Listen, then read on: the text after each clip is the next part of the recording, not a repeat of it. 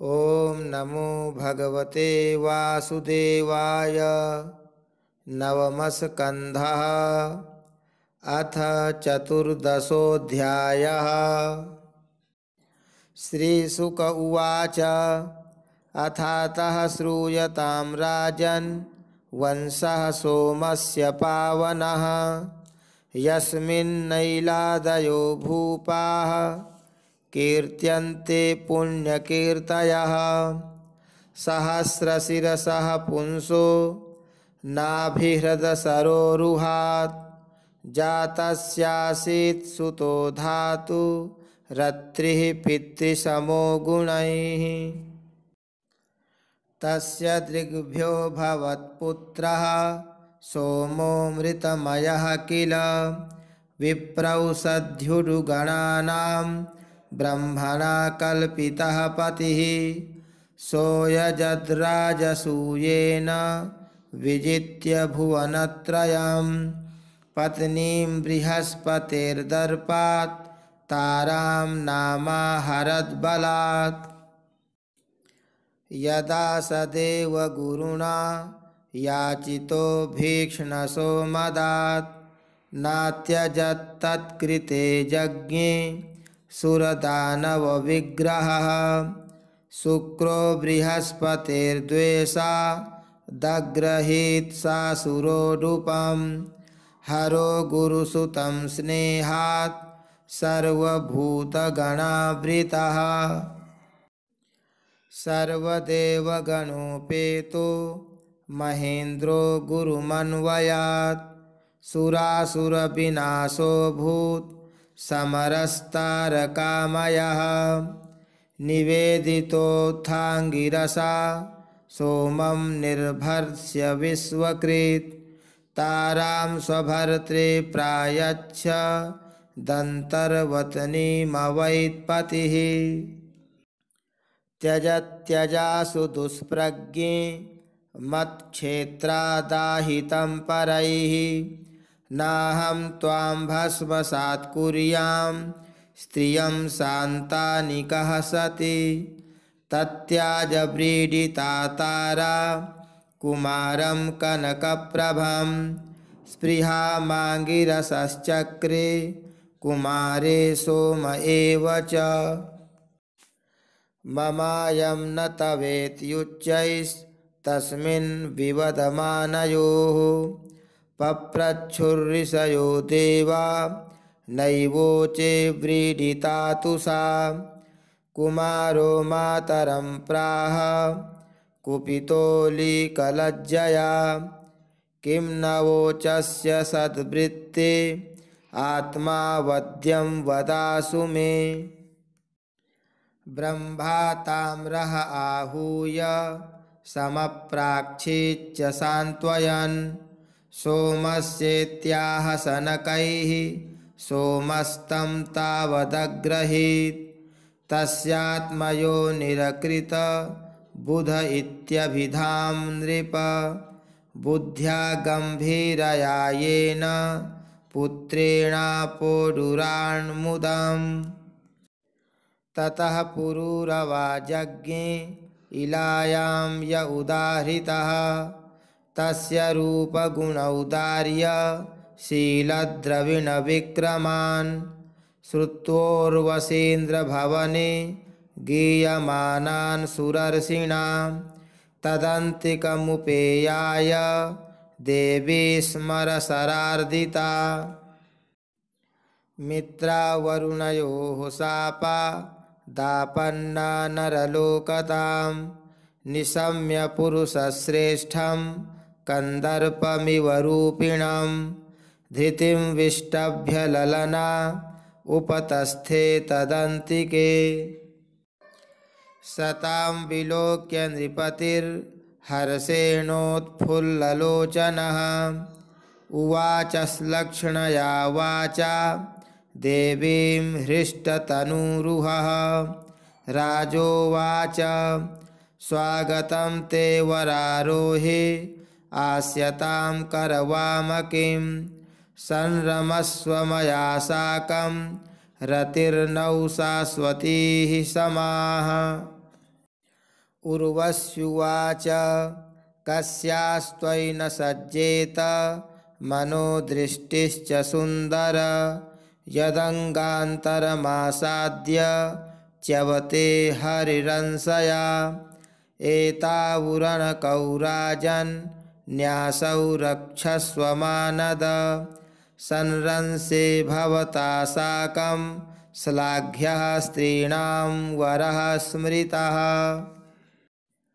घृतं मे वीरभक्ष्यं स्यान् नेक्षे त्वान्यत्र मैथुनात् विवाससं तत्तथेति प्रतिपेदे महामनाः अहो रूपमहो भावो नरलोकविमोहनं को न सेवेत मनुजो देवीं त्वां स्वयमागताम् तया स पुरुषश्रेष्ठो रमयन्त्या यथार्हतः रेमे सुरविहारेषु कामं चैत्ररथादिषु रममाणस्तया देव्या पद्मकिञ्जल्कगन्धया तन्मुखामोदमुषितो मुमुदे हरगणान् बहून्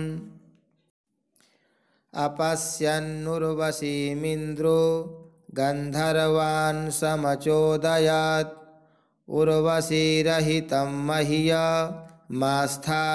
नातिशोभते ते उपेत्य महारात्रे तमसि प्रत्युपस्थिते उर्वश्या उरणौ जहरुर्न्यस्तौ राजनिजायया निशम्याक्रन्दितं देवी पुत्रयोर्नियमानयोः हतास्म्यहं कुनाथेन नपुंसा वीरमानिना यद्विस्रम्भादहं नष्टा हृतापत्या च दस्युभिः यः शेते निशि सन्त्रस्तो यथा नारी दिवा पुमान् इति वाक्सायकैर्विद्धः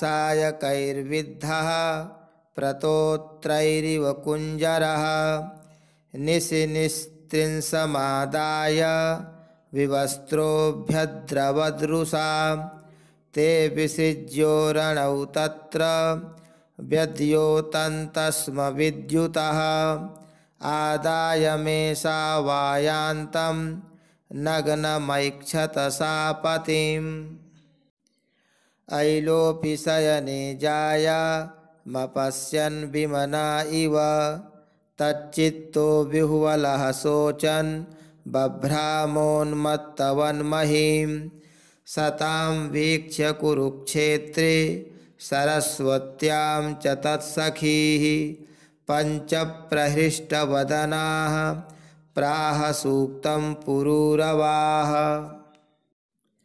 अहो जाये तिष्ठ तिष्ठ घोरे न त्यक्तुमर्हसि मां त्वमद्याप्य निर्वृत्य वचांसि कृणवावहै सुदेहोऽयं पतत्यत्र देवि दूरं हृतस्त्वया खादन्त्येनं वृका गृध्रास्त्वत्प्रसादस्य नास्पदम् उर्वश्युवाच मामृथाः पुरुषोऽसि त्वं मा स्म त्वाद्युर्वृका इमे क्वापि सख्यं न वै स्त्रीणां वृकाणां हृदयं यथा स्त्रियो ह्यकरुणाः क्रूरा दुर्मर्षाः प्रियसाहसाः घ्नन्त्यल्पार्थेऽपि विश्रब्धं पतिं भ्रातरमप्युत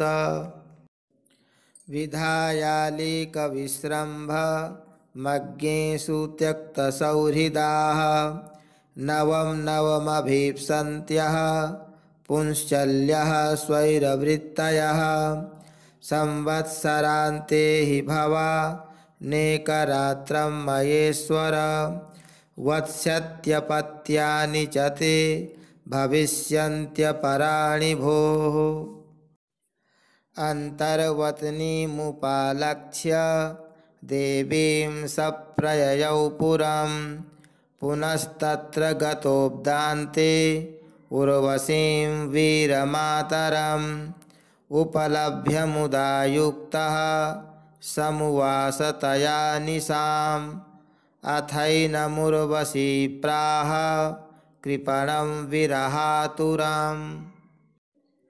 गन्धर्वानुपधावेमांस्तुभ्यं दास्यन्ति मामिति तस्य संस्तुवतस्तुष्टा अग्निस्थालीं ददुर्नृप उर्वशीं मन्यमानस्तां सोऽबुध्यत चरन्वने स्थालीं न्यस्य वने गत्वा गृहानाध्यायतो निशि त्रेतायां सम्प्रवृत्तायां मनसि त्रय्यवर्तत स्थाले स्थानं गतो स्वत्थं समीगर्भं विलक्ष्य सः तेन द्वे अरणीकृत्वा उर्वशी लोककाम्यया उर्वशीं मन्त्रतो ध्यायन् नधरारणिमुत्तराम् आत्मानमुभयोर्मध्ये यत्तत्प्रजननं प्रभुः तस्य निर्मन्थनात् जातो जातवेदा विभावसुः त्रय्या सविद्यया राज्ञा पुत्रत्वे कल्पितस्त्रिवृत् तेना यजत यज्ञेशं भगवन्तमधोक्षजम् उर्वशी लोकमन्विच्छन् सर्वदेवमयं हरिम् एक एव पुरा वेदः प्रणवः सर्ववाङ्मयः देवो नारायणो नान्य एकोऽग्निर्वर्ण एव च पुरूरवस एवासीत् त्रयी त्रेता मुखे नृप अग्निना प्रजया राजा लोकं गान्धर्वमेयिवान्। ओम जय जय श्रीमद्भागवते महापुराणे पारमहंस्यां संहितायां नवमस्कन्धे ऐलोपाख्याने चतुर्दशोऽध्यायः। श्रीकृष्णार्पणमस्तु।